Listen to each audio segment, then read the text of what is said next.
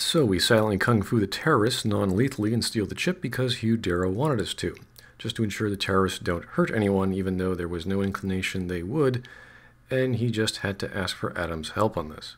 At the behest of Dr. Wing, we can also meet up with Michael Zelazny, the character that most resembles Adam's situation, an augmented merc with a purpose. He's patriotic and religious. He points out that he and Adam cannot simply leave their jobs. This could be literally true, as parts of their bodies are potentially owned by their companies. But Michael doesn't listen to his employer anymore. He went from the U.S. military to Bell Tower, which is, as we know, Human Revolution's version of Blackwater Worldwide, or a private military company. He did this for twice the pay and to work on major operations, believing that since Bell Tower and Blue Water Global were extensions of the U.S. military. But Bell Tower gave their members secretive, overpowered augments like a neural hub, which could be used to control his entire unit's memories. This was used primarily to keep secrets should his team be captured, but was also used to remove inhibitions or to conduct orders without a question. Eventually, Michael was picking up memory fragments of previous operations of highly questionable behavior, and through a combination of realizing Bell Tower's lies, made him turn against them. This tells us the world of Deus Ex Human Revolution has conquered the mystery of human memory. To people studying neurology, this is a huge, loaded comment by Michael, but nothing really comes of it. Though we've seen mind-controlled bodies previously in the story, the ability to manipulate memory has a whole host of applications. Imagine downloading your favorite knowledge. But this is experimental and military, and unfortunately this is just a side story. So no real development or exposition is granted, but it's quite the technological bomb. We'll just throw it onto the stack next to the AI and the external mood controls. After some quotes from the Bible and Apocalypse Now, we learn he killed his project director after he forced him to disable everyone's neural hub. As such, he and his team have been on a quest to stop all those involved in the neural hub project. He wants the deaths of those men to haunt him, to challenge his machine-like brain, even though that part of him is disabled, till he is judged by God in some sort of cathartic penitence that can only be achieved by his religious savior. Essentially, it's a story of revenge, which is pretty much what Adam is doing right now, just on a smaller scale, with many more people involved and with a religious undertone. In fact, if Eidos decides to make a side story in the Deus Ex world, one that's not on mobile devices, this would be a perfect opportunity. Michael being a much more interesting character than Adam, along with his team of people he leads, all out for revenge. Anyway, Adam has the option of fighting him or letting him go, but considering the circumstances and the lack of a positive trade-off aside from upholding some sense of morality while becoming a hypocrite in the process, and since Bell Towers are technically the bad guys here and our enemies, and there's more people on Michael's squad than just Adam, I can't really imagine too many players who would want to stop this guy. You might even argue this sort of situation could be foreshadowing, or leading to a choice Adam might have to make later regarding his boss, but that's a whole other yarn. However, freeing him does get you less Bell Tower patrols, as Michael contacts you right after and informs us of his ties to Bell Tower. You can then convince Dr. Wing of how you believe in Michael's cause, and that the men thereafter are much more dangerous than him and his crew. And then we meet this guy who's going to blackmail us. We don't really have time for him, so we just give him some money. Big words. Might even have meant something if you hadn't paid me first.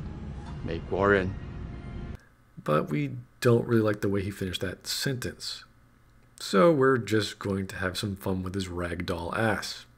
Again, and again, and again. Yeah, there we go.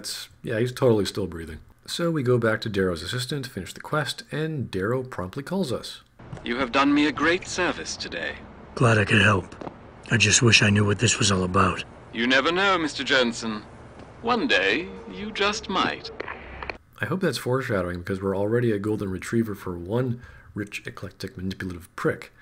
And I hope that this story does not involve more plot tickets from these kinds of people. So we're back on the trail to find Sevchenko's GPL coordinates, and of course we have to sneak into Tong's place for some reason, since his guards might kill us on sight, but he's okay with that, and there's no option to simply ring the doorbell like we did meeting him for the first time at the Hive. Yeah, Vasily Sevchenko. Never touch the stuff. You're wearing his arm. Okay, so it turns out Tong slapped Sevchenko's arm onto himself. We find out Bell Tower gave him Sevchenko's body, and they're the ones stealing people. So Tong has more info on those 4 other scientists, who I guess are all augments as well, or why else would they take them? Okay, what?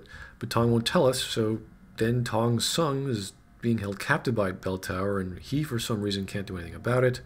So Adam, being the third party, has to go break his son out of Bell Tower prison. We meet up with one of Tong's crew, and he gives us a mysterious device to give to Tong's kid when we find him. Instead of Bell Tower's headquarters, they're holding him in an abandoned noodle factory that's not too far away because it's safer.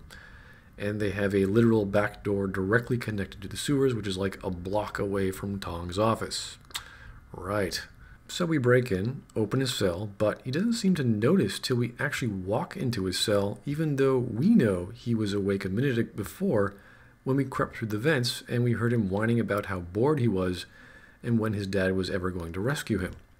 When we talk to him, he actually doesn't want to leave. So that explains that. Good job storyline. Question raised, question answered. He feels he's safer in his cell since Bell Tower has a lot of firepower. He won't come along till Jensen gives him the mysterious device, which somehow changes everything. Tong's kid doesn't want to follow in his father's footprints. He doesn't believe in the family business of harvesting augments. He turned himself in. This was all because of a dispute with his dad where he wanted to make a point, whereupon he needed to leave Hengsha immediately and decided to just walk into Bell Tower and go, "I'm Tong's son," just to disagree with his dad.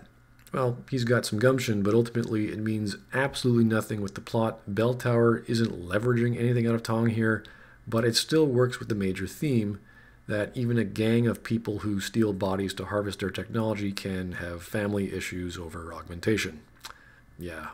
And it turns out the mysterious device was a mobile cloaking device with a hell of a battery life. Bosses and NPCs are getting these awesome tech. Why couldn't Adam get one of those? What, did Seraph just suck at making batteries? Are candy bars the new battle ration? Bell Tower keeps 2 ships in port. They think nobody notices, but I keep an eye.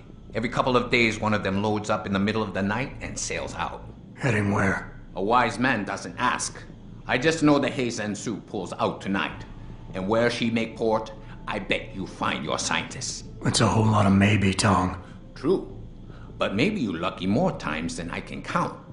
So in order for this course of action to be relevant, or potentially where our scientists or their bodies may be placed, it means that the capture of Sevchenko and hopefully the others must have occurred within days of each other, since this boat is going to go somewhere mysteriously every couple days. We don't know if they picked the others up prior to Sevchenko or if they picked them up at all. We also don't know where the boat's going, or that the boat is going to the previous place it went to a few days ago, and we're going to that same place again. This is all potentially one giant goose chase, and Tong makes another joke about that. Additionally, Bell Tower keeps 2 ships in port, and all we know is every couple days one of them goes out. So for all we know, we're on the wrong ship, going the wrong place. Now, the previous time Malik was making a reference about how we were taking a great leap in looking for Sevchenko by going to Hengsha via his GPL signal. Pritchard tracks Sevchenko's GPL signal. If he's alive, there's a chance the rest of them are too. That's a pretty big leap, Jensen. We've been making big leaps for a while now. And now the exact same reference, only Tong refers to us being lucky, and he comes complete with a Maneki Neko, or a lucky cat statue. This is the bare minimum the story has to do to address the obvious question, but just referencing this leap of faith is not how you dismiss the unknown contrivance of it all. The first time, okay, we got lucky, we got no other leads, we had a GPL signal. The second time, for the same contrivance of the GPL location, without the signal, it's really not working here. With all these other variables like ships, unknown destinations, unknown departure times within days, it's getting really iffy. You could argue it's consistently forcing Adam to take these leaps and be hopeful of their outcome, but then that should be part of his change in character as he forces himself to take risks despite basic logic. And unfortunately, Adam is a very pragmatic fellow, just not in this case. He should be putting his foot down. Again, this could all be one giant goose chase, and that story has to address this, with Adam getting pissed off if he wastes his time, like he'll come back here if Tong's lying about the whole thing. Hopefully, where we're going will give us more info on these ships, their cargo, their destination, before we completely fall off the deep end and our suspended disbelief just sinks like a rock. So at the very least, our destination will probably involve more random guards trying to kill us, so maybe they'll have some info on them. Even though the security is tight at the dock with Bell Tower, Tong has a plan and will be guiding Adam through the level as we have to acquire a package in a locker in an equipment shed that one of his boys will leave for Adam. The tower runs tight security. How do you expect me to get on their ship? One of my boys will leave a package inside a locker for you in an equipment shed. You find it, we talk, and I tell you what to do next. I'll be waiting with bated breath, I'm sure. Well, isn't that nice of Tong? One of his boys, right this moment, is going to go out and deliver that package just for us. Okay, what's this package? Why should we care about Tong's packages when all we care about is getting in the docks? Is this even necessary? Why are we working with Tong still and listening to what he wants from Adam? We don't really need anything else from him until he explains why we should follow him. We have the location of the dock, the name of the ship, the Heizhen Zhu, and it pulls out tonight. Our business with Tong is finished. Why are we going along with him? Additionally, if we're going along with Tong and one of Tong's men can place a package into Bell Tower's docks buildings, then why the hell can't Adam just go with this guy who can infiltrate the place? Again, another mystery is in the narrative that through dialogue, Adam just gets caught up in and doesn't care to think about. He just accepts it, as the plot just crushes his critical thinking. This is almost an endemic problem with most of the dialogue in Deus Ex Human Revolution as plot progression is exposed. There was no mention of this package being vital to our infiltration of the dock or the ship. It's now Tong's plot. We don't care about Tong, though, but Adam just stupidly nods his head and goes along. He doesn't argue, doesn't question Tong or himself, why he's doing it. He doesn't talk to Malik or Pritchard or Sarah for guidance or anyone else on what to do. This is a very contrived scene that makes Adam look like an idiot, dealing with a mob boss who isn't very nice to us and is going to put us in harm's way just so we can listen to his future communication at the docks when we acquire a unknown package he's delivering there incognito for some reason. Hopefully all this ties into us getting on the damn ship.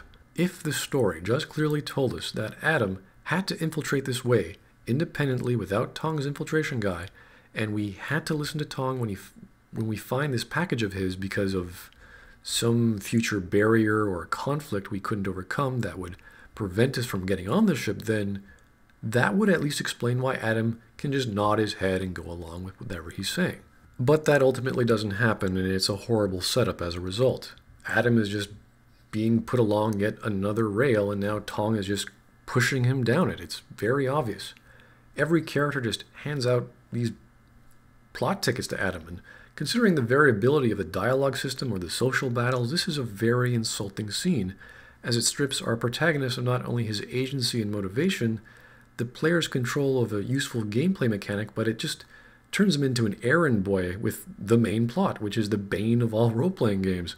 You might argue he's doing this all for love and doesn't want to argue and wants to be expedient and doesn't want to waste time in the details because he wants to find Megan and the scientist, but the story has to at least reiterate that that is Adam's motive in the case. And it doesn't. So Adam, again, is an idiot, and this is all Tong's plot.